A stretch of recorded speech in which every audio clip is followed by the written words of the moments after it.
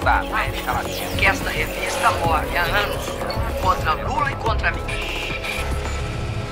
Hello, I'm Richard Gisbert, and you're watching a special edition of The Listening Post, coming to you from Rio de Janeiro. Brazil is more than 2 years into a series of political crises that have already led to the downfall of one government, that of former President Dilma Rousseff, and may well topple another, led by current President Michel Temer. We're in Rio rather than the capital, Brasilia, because as many people here will tell you, this is where the real power lies in Brazil. Because Rio is where you will find the headquarters of Globo, the biggest, most powerful media conglomerate in South America, a news organization with the kind of influence that media barons like Rupert Murdoch in the US and Great Britain or Silvio Berlusconi in Italy can only dream of. In addition to Globo, we're going to look at Record TV, the second biggest network in the country, whose owner also founded a church that claims almost 2 million followers in Brazil and 8 million worldwide. We'll examine broadcasting regulations in Brazil, which compared to other countries are slack. Less regulation means fewer rules, not an ideal recipe for responsible journalism. And ultimately, we'll look at the issue of diversity. Who gets on Brazilian TV? Not just the news side, but also the entertainment sector. For a country in which more than half the population can trace its roots to Africa, most of the time, the broadcast output looks lily-white.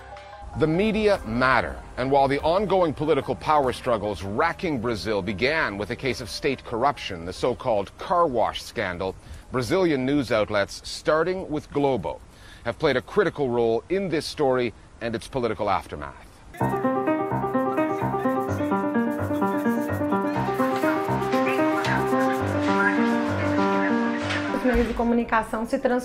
The media has become a political player that is powerful enough to influence public opinion.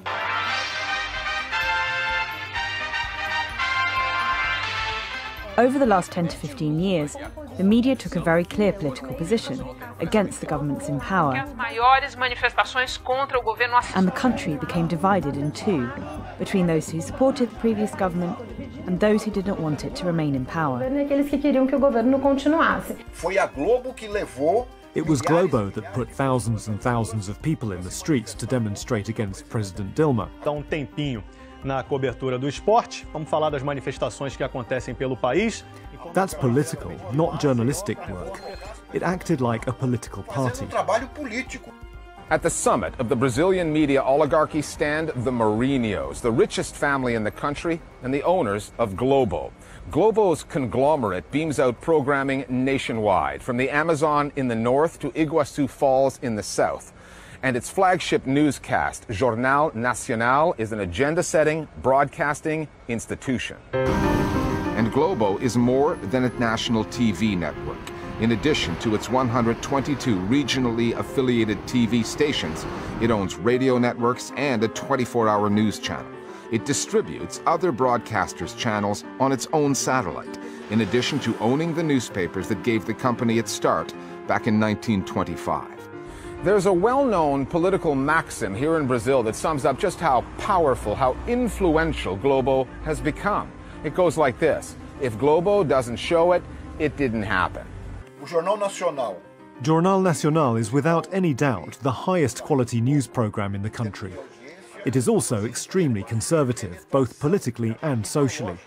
There are also numerous examples of politicians having timed specific decisions and speeches so that they might appear on Jornal Nacional on the same day. Boa tarde, Renata. Boa tarde a todos. Havia uma grande expectativa em torno deste pronunciamento do presidente Michel Temer. Jornal Nacional remains the most significant national media power associated with political power. Associado ao poder político. Consider for a moment that only 50% of Brazilians have internet access and that the remaining 50% are the poorest of the population. You can understand why television has become the most important information source.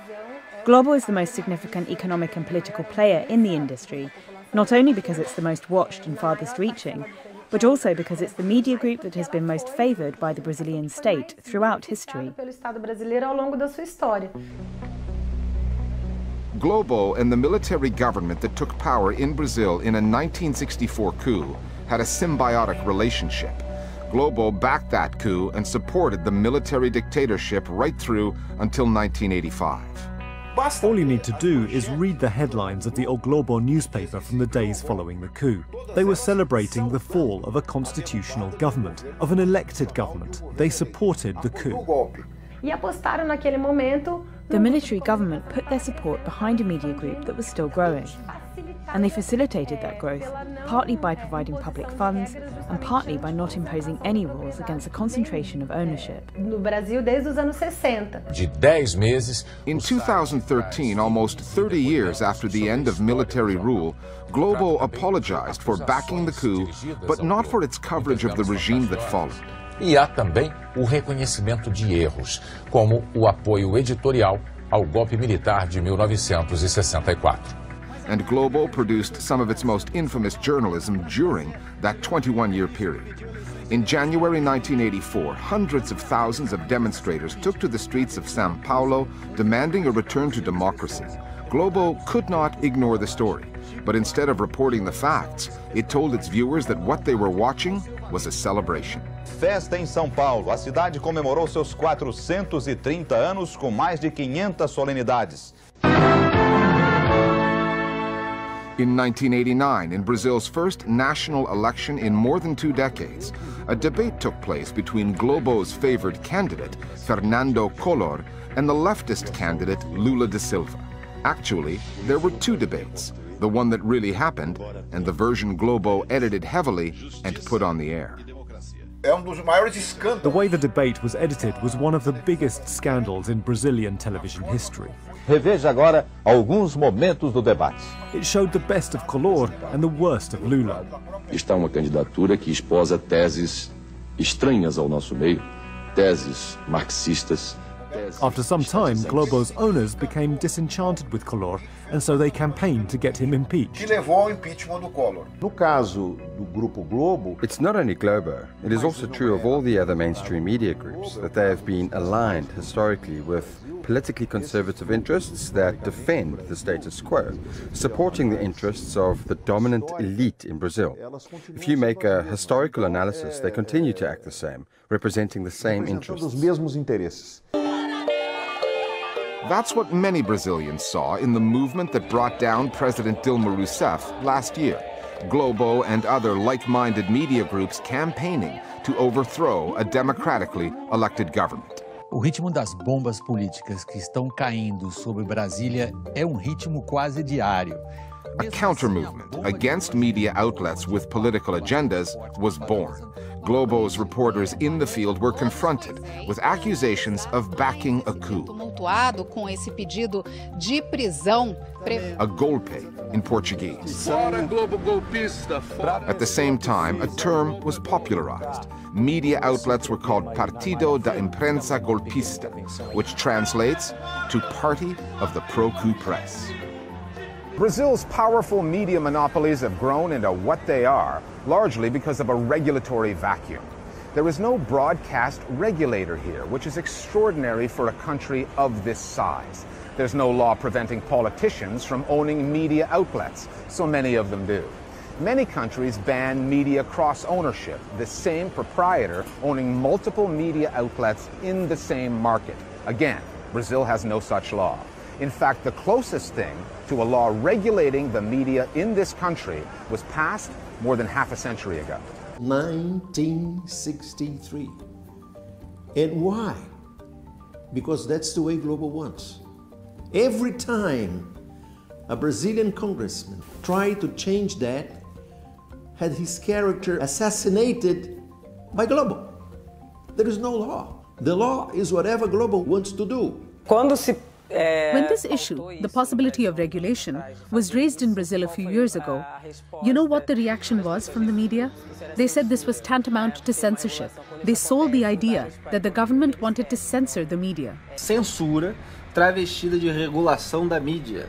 A Dilma agora estuda criar uma agência reguladora da mídia nos moldes de Portugal. É piada pronta. Esse é um argumento que é usado pelos grupos que não That's the argument used by the groups who oppose regulation. They accuse anyone who wants to end this oligopoly of trying to censor the content. There is a provision in the Brazilian constitution that says that media cannot be a monopoly or an oligopoly. In fact, if that had ever been written into regulation, we wouldn't be in the situation we find ourselves today. The Constitution prohibits politicians from controlling broadcasters, but there's no legislation to enforce that. So there are 40 politicians in Brazil who directly own radio and TV stations. You're the mayor of a city, and you also own the main newspaper, radio or TV station. You use the media to remain in power, or you reach power and then you acquire media outlets and use what should be a public service for your own political benefit. What sense does it make these days to fill broadcasting with rules when at the same time you have the internet and heaps of unregulated content? Regulation does not keep up with the evolution of technology. It makes no sense saying that the system is dominated by one party, pointing and saying, but that network has 40% of the market. Of course, someone is always going to be first, and someone will always come last. It doesn't make sense to regulate television when you can go online and see whatever you want. Lula and Dilma had not the political courage to face Globo. They say that they didn't have the political consensus or the political power to do that, but in the end, when Dilma was kicked out of power, they recognized that they had made their greatest mistake. O presidente da Câmara, Eduardo Cunha, acaba de anunciar que acolheu pedido de abertura de processo de impeachment contra a presidente Dilma Rousseff. They blinked and Globo kicked them out of power. We contacted Globo to give the company a chance to respond to its critics. It chose not to. Globo does have its competitors, all of them owned by wealthy families or individuals. However, plurality in media ownership here has failed to deliver a plurality of views. Media owners in Brazil are, without exception, white and conservative. They compete for audiences, but do so mostly from the same political and social points of view. TV Brasil, diferente que nem você. Brazil did not even have a publicly owned TV broadcaster until 10 years ago, when Dilma Rousseff's predecessor, the aforementioned Lula da Silva, was president. He created EBC over the objections of private media owners. Having got its start decades after its competitors, EBC has a lot of catching up to do. Its ratings are microscopic, less than a 1% share. When it was launched, conservatives called EBC Lula TV. They can't even do that anymore. Last year, President Temer appointed one of his political allies to run the channel. One organization that changed the ownership formula on the private side is a TV network called Record. Its owner is a billionaire, Edir Macedo, who doubles as a church bishop. He is the founder of the Universal Church of the Kingdom of God, one of Brazil's biggest evangelical churches and one of the fastest growing churches of its kind anywhere in the world. Brazil's version of televangelism, the use of TV channels by religious figures to reach new audiences, got its start in the 1990s. Various churches, like Macedo's, rented airtime on conventional channels, like Record TV. Uma vida melhor espera por você. The televangelists saw their congregations grow and raked in more and more donations.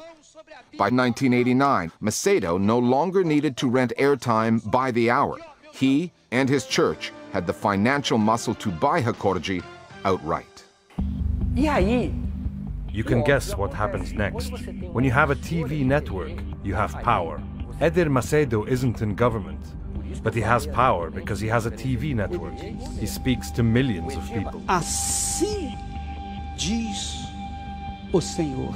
So anyone running for election in Brazil has no choice but to ask for the blessings of Edir Macedo and the other preachers, because they speak to a huge number of people who are all voters. So then everyone goes to kiss Edir Macedo's hand, not just the right-wing parties, but the left too. When Edir Macedo and the Universal Church acquired Record, it caused a chain reaction. From then on, a race was established in Brazil among other churches to also get TV stations. With the economic crisis, private television channels increased the practice of renting out airtime to religious groups who can pay. So the crisis has ended up pushing private television into the arms of these churches. And the discourse spread by many of these religious leaders is very hostile to those of African heritage, to women's rights. Nós estamos mostrando às pessoas que isso aqui, ó, olha só, meu, olha só, aqui, ó, isso aqui não funciona aqui, ó, isso aqui não é. Hekorji specifically has criminalized Afro-Brazilian religions, portraying them as devil worship.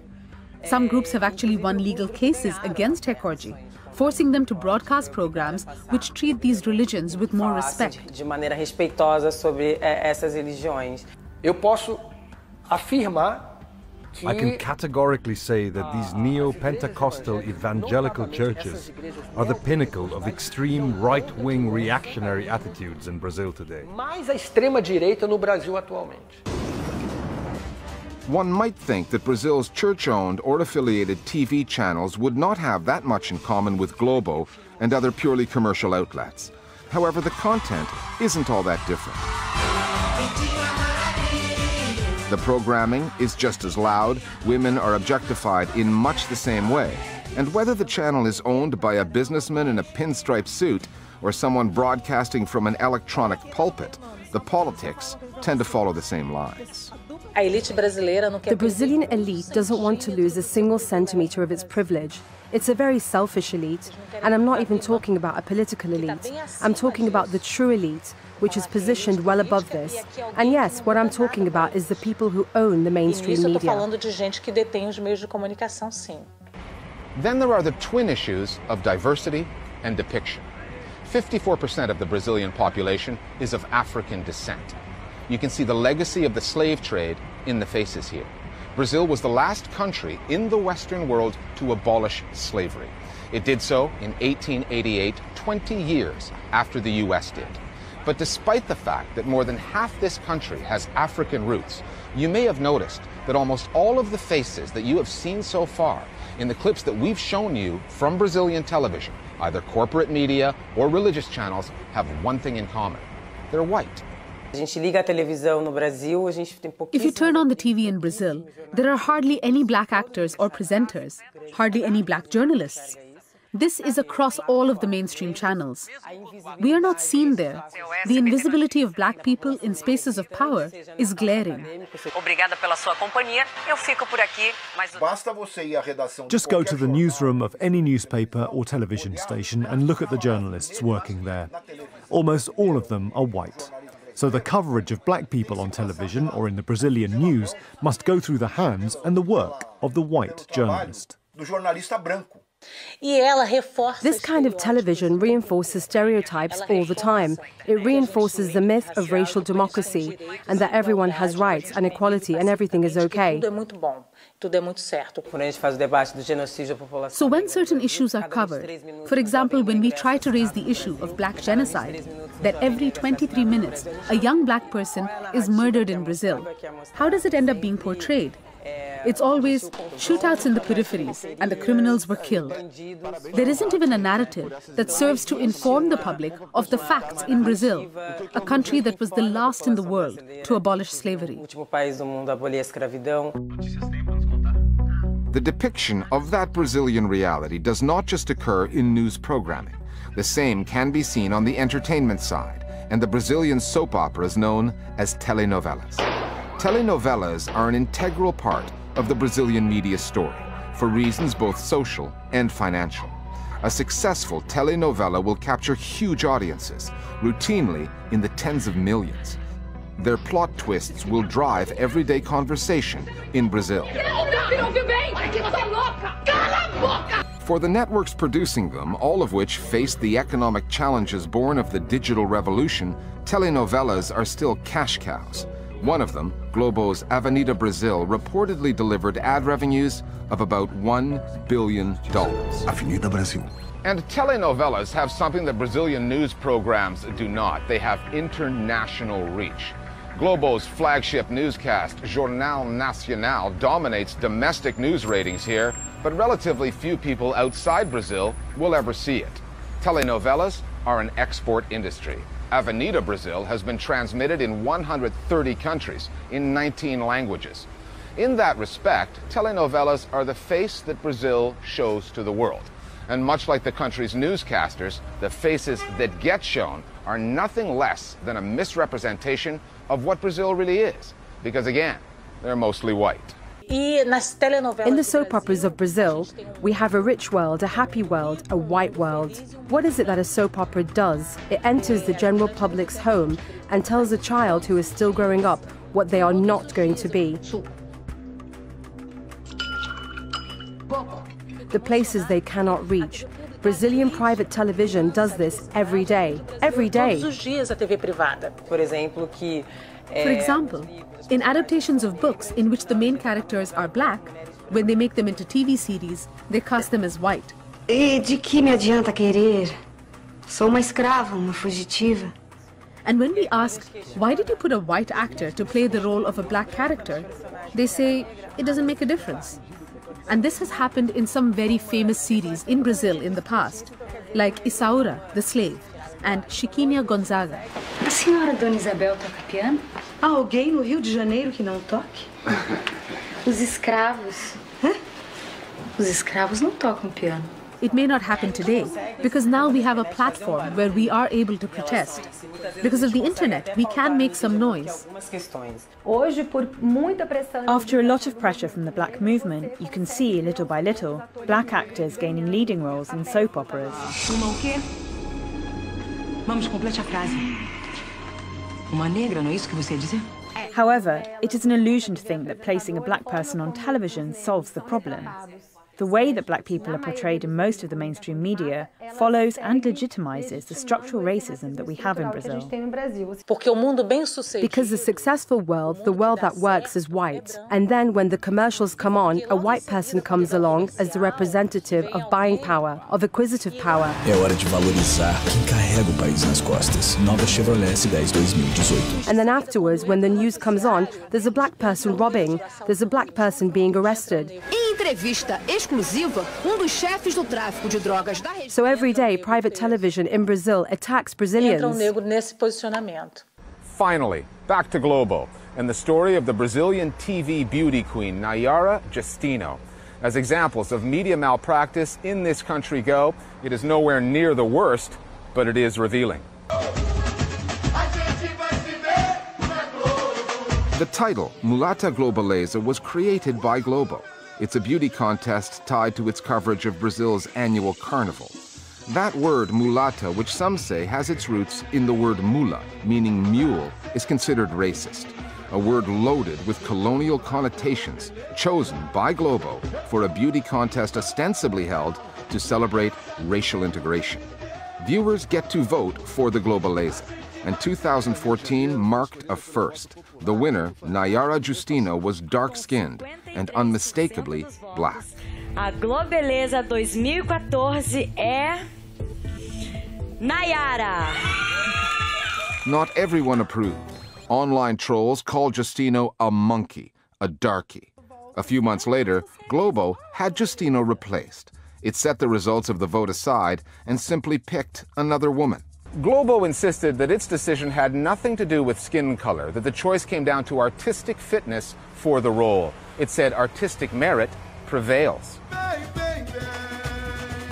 The woman Globo picked to replace Justino had African roots as well, but her skin tone is much lighter. And, as one of the country's relatively few newsreaders of African descent will tell you, in the Brazilian media, racial integration has its limits. I'm a black woman, but I have a skin tone that is a little lighter. And I can say that I am privileged in this, because the darker your skin is, the more you have to suffer in Brazil. There was an official whitening policy in Brazil. The initiative that brought European immigrants here after the abolition of slavery was not accidental.